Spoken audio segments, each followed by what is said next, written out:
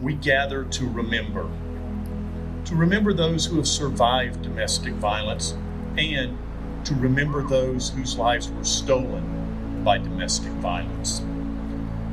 I've had the privilege to participate in many remembrance ceremonies over the years, and I'm honored to open this vigil during Domestic Violence Awareness Month. 10 years ago today, I was visiting the Citadel in Quebec City, a location often photographed by tourists from cruise ships that dock below. But inside the Citadel, unseen by sightseers, is a nondescript stone chapel used by the Canadian 22nd Regiment. Each evening, about this exact time, a lone soldier enters the chapel, proceeds to a lectern, and opens a book containing the names of every person from the regiment who has fallen in battle. The soldier, always one of the youngest in the regiment, opens the book to the page where the reading ended the previous night and reads a few names. Then, after closing the book, he says, "Je me souviens," I remember. Remembering is essential. It reminds us that we are bigger or part of something bigger than ourselves. It focuses us on what is important, and it provides the opportunity to recommit ourselves to our mission and purpose. For those on this lawn, that mission is taking care of victims, ensuring justice, and building a community where domestic violence is replaced by safety, stability, and hope for the future. At Partnership for Families, Children, and Adults, we often talk about domestic violence numbers. Over 1,500 calls to our crisis hotline last year. 1,731 victims cared for in our domestic violence programs, and 13,500 nights of safe refuge in our shelter.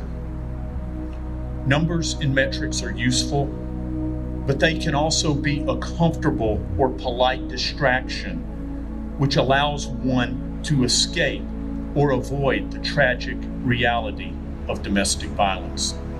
It's not about the numbers. It's about the precious lives that are devastated by trauma or cut short.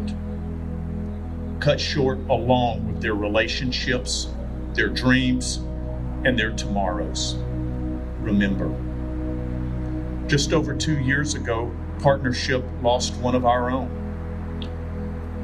Sonia Khan.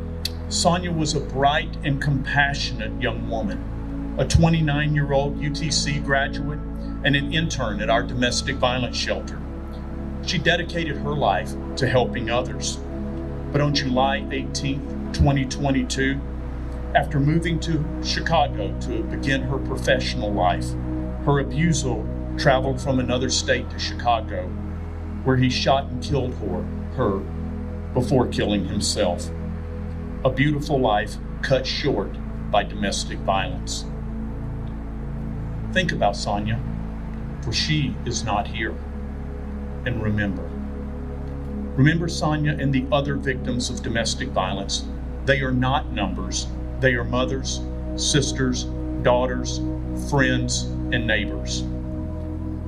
As we light candles and read names tonight, I urge you to remember and recommit. This is the reality. We are bigger, a part of something bigger than ourselves.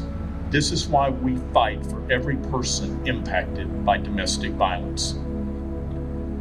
Chattanooga is a place of beauty, growth, and innovation. There are many worthy and necessary components that make our city and county: economic development areas, new ballparks, new community projects. But the measure of a great city is how it values people. I want us to be known for standing up for victims, for protecting the most vulnerable, for doing the right thing when it matters most. I want every person in this city and county to know that when they need help, when they're at their most desperate moment, we collectively will be there. We will remember.